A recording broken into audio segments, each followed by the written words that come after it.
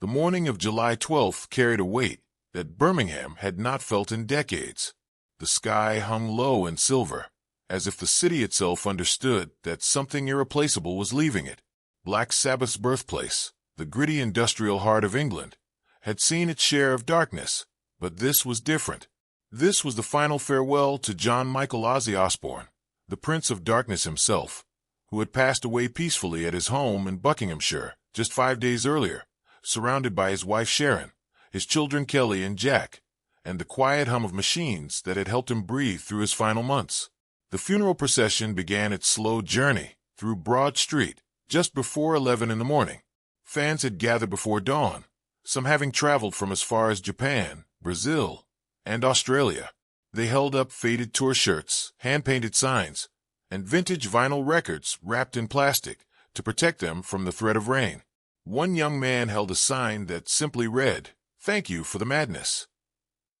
An elderly woman in a wheelchair clutched a photograph of Ozzy from 1978, his eyes wild, his body lean, his mouth caught mid-scream. She was crying, but she was also smiling. Sharon Osbourne arrived at St. Augustine's Church in a black Bentley, flanked by Kelly and Jack. Her signature dark glasses could not hide the redness beneath them. She walked slowly, deliberately, as if each step required a decision she had not yet fully made.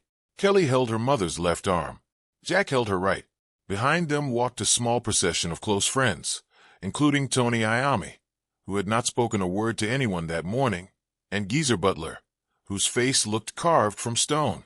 The church itself was modest, far smaller than what a man of Ozzy's stature might have warranted. That was intentional. Sharon had insisted on it. He hated pretentious things, she had told the funeral director. He wanted it simple. He wanted it real. Inside, candles flickered along the altar. Flowers in deep purple and black arrangements lined the walls. Photographs of Ozzy at different stages of his life stood on easels. A young man with fire in his eyes, a middle-aged father holding his children, an older gentleman with silver hair and a gentle smile that contradicted everything the world thought they knew about him. But no one expected what happened next. No one could have prepared for the moment that would turn a solemn funeral into something that witnesses would describe for years as unexplainable, supernatural, and profoundly moving. The family had decided that Ozzy's casket would remain open during the first portion of the service, a final viewing for those closest to him before the lid was closed for the public ceremony. This was a Jewish tradition, one that Sharon had insisted upon honoring, even though Ozzy himself had always joked that he wanted to be thrown in a ditch and forgotten. But Sharon knew better. She knew that beneath the bat-biting, drug-fueled persona was a man who cherished ritual, who found comfort in tradition, who had secretly worn a mezuzah around his neck for 40 years. As the family gathered around the casket for their final private moments, something stirred near the back of the church. A soft jingling sound, the click of claws on stone floor. And then, from behind a wooden pew, emerged a small, scraggly dog. This was not Rocky, the beloved Pomeranian who had been Ozzy's constant companion for nearly a decade before passing away in 2023. Rocky's death had shattered Ozzy in ways that Parkinson's disease and a lifetime of excess had failed to do. Those close to the family said Ozzy had not been the same since. He had become quieter, more withdrawn, as if a light had dimmed behind his eyes. This dog was different. This was a mutt, a rescue that Kelly had found abandoned behind a gas station in Los Angeles just 6 months before Ozzy's death. The dog was ugly in the most beautiful way. One ear stood straight up while the other flopped downward. His fur was a patchwork of brown and gray, and he walked with a slight limp from an old injury that had never properly healed. Kelly had named him Rascal, because that was exactly what he was. He stole socks. He chewed remote controls. He once ate an entire birthday cake off the kitchen counter, frosting and all. And Ozzy had loved him instantly. Dad saw something broken in that dog and recognized it. Kelly would later write in her memoir. He said, "This one's been through the wars, just like me. We understand each other." But Rascal had not been invited to the funeral. Sharon had made it clear that the service was for family only, and in her mind, family did not include a dog who had once peed on a producer's recording console during a mixing session. Rascal was supposed to be at home, with a pet sitter, eating his anxiety medication, and sleeping on Ozzy's old sweater. How he ended up in the back of the church, no one could say. The theory was that Jack's daughter, who had been given the task of securing the dogs for the day, had accidentally left a car door unlocked, and Rascal had simply climbed in and hidden beneath his seat for the entire 2-hour drive to Birmingham. It was the kind of improbable, chaotic thing that Ozzy himself would have found hilarious. But there was nothing hilarious about what happened next. Rascal, having emerged from his hiding place, began walking down the center aisle of the church. Slowly, deliberately, his limp was more pronounced than usual, as if the cold stone floor aggravated his old injury. Several guests reached out to grab him, to steer him away, but something about the dog's demeanor stopped them. His head was held low, but not in submission. His tail was not wagging. He moved with a purpose that felt almost human. Sharon turned when she heard the clicking of his claws. Her face, already pale with grief, went white. "Rascal, no," she whispered, but the dog did not acknowledge her. He kept walking, directly toward the open casket. What happened in the next 60 seconds would become the subject of intense debate among the family, the guests, and eventually the millions of people who would hear the story secondhand. Some would call it instinct. Some would call it grief. Some would call it something far stranger.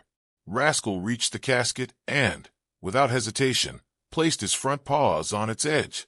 He pulled himself up, his back legs scrambling for a moment against the polished wood, and then he was inside. He was standing on Ozzy Osbourne's chest. The gasps that followed were sharp and collective, like a single breath being sucked out of the room. Kelly clapped her hand over her mouth. Jack stepped forward as if to intervene, but Sharon grabbed his arm and held him back. "Wait," she said. "Just that one word. Wait." Rascal did not sniff the body. He did not whine or whimper or display any of the behaviors one might expect from an animal confronting death. Instead, he laid down. He curled his small, broken body directly over Ozzy's heart, tucked his nose beneath his own tail, and closed his eyes. And then he began to tremble. It was not a violent shaking. It was subtle, almost imperceptible, like the vibration of a phone on a soft surface. But it was unmistakable. The dog's entire body quivered as if he were cold, though the church was warm.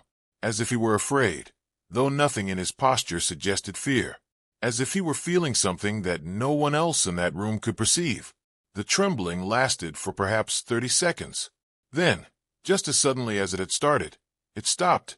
Rascal lifted his head, opened his eyes, and looked directly at Sharon. In that moment, witnesses would later swear that the dog's eyes held something human, an understanding, a recognition, a message that could not be spoken but was received nonetheless. Then Rascal made a sound. It was not a bark or a growl or a whine. It was a howl, low and mournful and impossibly loud, for such a small animal. It echoed off the stone walls of the church, bounced off the wooden ceiling beams, and seemed to hang in the air long after the dog's mouth had closed.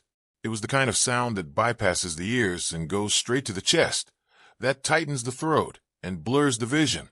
One of the guests, a longtime friend of the family who asked to remain anonymous, later described the moment to a journalist.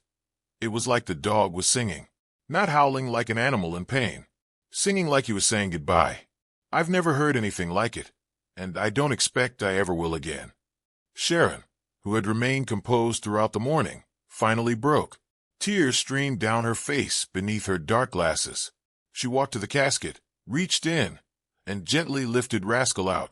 The dog did not resist. He went limp in her arms, his body still warm from where it had been pressed against Ozzy's chest. "It's okay," Sharon whispered to the dog, though she might have been whispering to herself, or to Ozzy, or to God. "It's okay. He knows. He knows you said goodbye." The service continued after that, but something had shifted. The readings, the prayers, the eulogies, they all felt secondary to what had already occurred. When Jack spoke about his father's love of weird movies and even weirder food combinations, people smiled, but the smiles were thin. When Kelly read a poem that Ozzy had written for Sharon on their 25th anniversary, people cried, but the tears were already spent. The main event, the moment that everyone would remember, had happened before the ceremony had even officially begun. But there was more. There was always more when it came to the Osbourne family. After the service, after the graveside prayers, after the final shovelful of dirt had been thrown onto the casket, Sharon gathered her children in a small room at the funeral home. Rascal sat at her feet, exhausted from the day's events, his head resting on her shoe. "I need to tell you something," Sharon said. Her voice was steady now, composed in the way that only someone who had survived decades of chaos could be. "Before your father died, he made me promise something. He made me promise that if anything ever happened to him, I would bring Rascal to his funeral. I told him that was ridiculous, that dogs don't go to funerals, that people would think I'd lost my mind. But he was insistent. He said, 'That dog will know what to do. He'll understand.'" Kelly and Jack exchanged glances. Neither spoke. "I thought he was just being sentimental," Sharon continued. "I thought it was the medication talking, or the pain, or the fear. So I didn't bring Rascal. I left him at home with the sitter, just like I told your father I would. But somehow, that dog found his way here anyway. Somehow he got into a car and traveled 2 hours and found the right church and walked down the right aisle and climbed into that casket." She paused, looking down at the sleeping dog at her feet. "Your father used to say that animals know things we don't. He said they can see what we can't, feel what we can't, understand what we can't. I never really believed him. I thought it was just Ozzy being Ozzy. But today I saw something. I don't know what it was. I don't know if it was instinct or love, or something else entirely. But I saw it, and I'll never forget it." The room fell silent. Outside, the rain that had threatened all morning finally began to fall, tapping gently against the window pane like fingers on a keyboard, like a message being sent from somewhere far away. Rascal stirred in his sleep. His legs twitched, as if he were running in a dream. His mouth curled into something that might have been a smile. And then he sighed, a deep, satisfied sound, and settled back into sleep. Sharon reached down and stroked his patchwork fur. "He said goodbye," she whispered. "That's what that was. That was him saying goodbye." Whether Rascal had acted out of grief, out of instinct, or out of something far more mysterious, a bond that transcended the physical, a connection that not even death could sever, would never be known for certain. But those who were there that day, in that small church in Birmingham, would carry the memory with them for the rest of their lives. They would tell the story to their children and their grandchildren. They would post about it on social media and discuss it in online forums. They would analyze it, debate it, try to make sense of it. But they would never fully explain it. Because some things, perhaps, are not meant to be explained.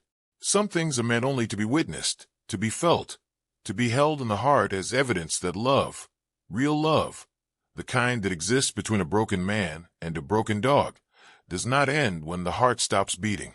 It lingers. It finds a way. It jumps into open caskets and lays down on still chests and howls songs that no one else can sing. And in doing so, it reminds us that even in our darkest moments, even in the finality of death, there is still room for wonder. There is still room for mystery. There is still room for the impossible to happen, right there in front of us, while the rain falls and the candles flicker and a small, ugly, beautiful dog says goodbye to the man who saved his life. The Prince of Darkness was gone, but love, it seemed, was not. What do you think happened in that church? Was Rascal simply grieving, or was something more profound at work? Share your thoughts in the comments below. And if you enjoyed this story, please like, share, and subscribe for more original content.